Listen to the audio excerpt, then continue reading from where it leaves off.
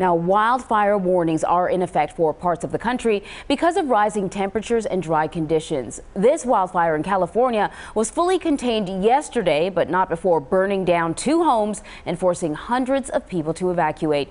Recently, I spoke about wildfire season with Chief Tom Tidwell from the U.S. Forest Service. Last season was a rough season when it came to forest fires. Yes, it was. It was the second season in a row where we've had a lot of active fire. In fact, last year was the second largest fire season we've ever had. We burned over 9 million acres last year. And this season is expected to be pretty bad as well. As bad or worse than last season? Well, our predictions today are the same as they were a year ago. So we're actually predicting this similar fire season to what we had last year. Which wasn't good, as you said. I mean, that was pretty bad. Yes, I mean, we're having a cool, wet spring here in the east, right. So we're in fairly good shape here in our eastern forests. But starting in Florida, throughout the southwest, into Southern California, we're predicting above normal fire season.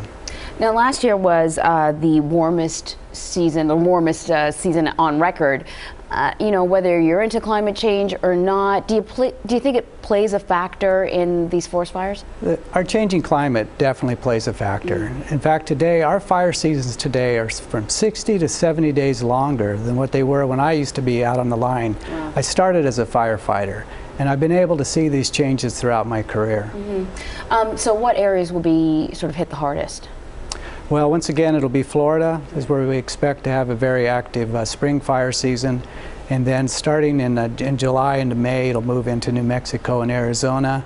In June, probably Southern California is where we're lined up. And then it'll move north into Idaho, Oregon, and Washington to have a similar fire season to what we had last year.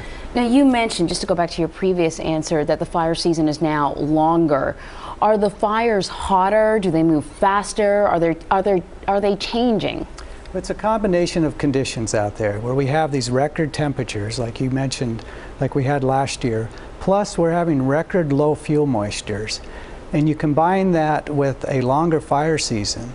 When these fires do get started, is that if they escape our initial attack efforts, they quickly become very large, and it's almost like an explosive situation because the fuels are so dry that we're seeing fires spread so quickly across the country. It's very different than what we used to see 10, 15 years ago.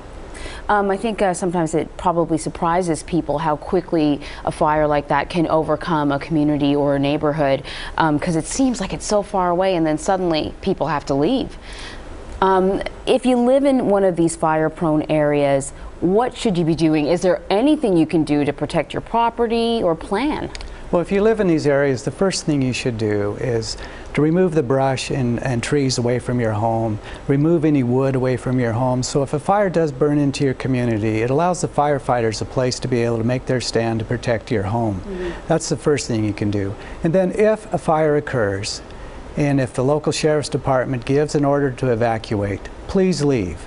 That then allows the firefighters to deal with the fire. They're not have to worry about your safety to be able to get you out of the way. It lets them accomplish their work. Yeah, just one more question for you. You guys are dealing with budget cuts like a lot of other people. We have, sequestration. I don't know if you know exactly how that's going to affect you. Are you going to have the manpower to handle it this year? Well, we're going to start out the year with about 500 less firefighters and about 50 to 60 less fire engines and probably a few less aircraft. And more fires. With more fires, but possibly. We're able to move our national resources around the country. And so the way we're going to mitigate the effects of the sequester reductions is just to be able to pre-position our resources to be in the right place at the right time this year. So we will respond.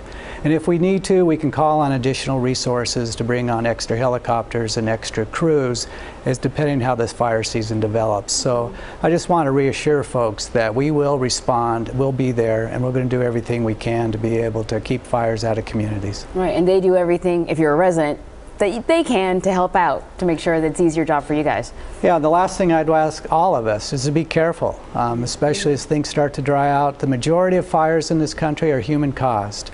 And if we can all do a better job to prevent the accidental fires from getting started, it makes it a lot easier on our firefighters. All right, so a little bit of common sense goes a long way when it comes to helping you guys out. Chief Tom Tidwell, U.S. Forest Service, thanks for joining us this morning. Thank you. For more information about wildfires, you can log on to the U.S. Forest Service's website at fs.fed.us.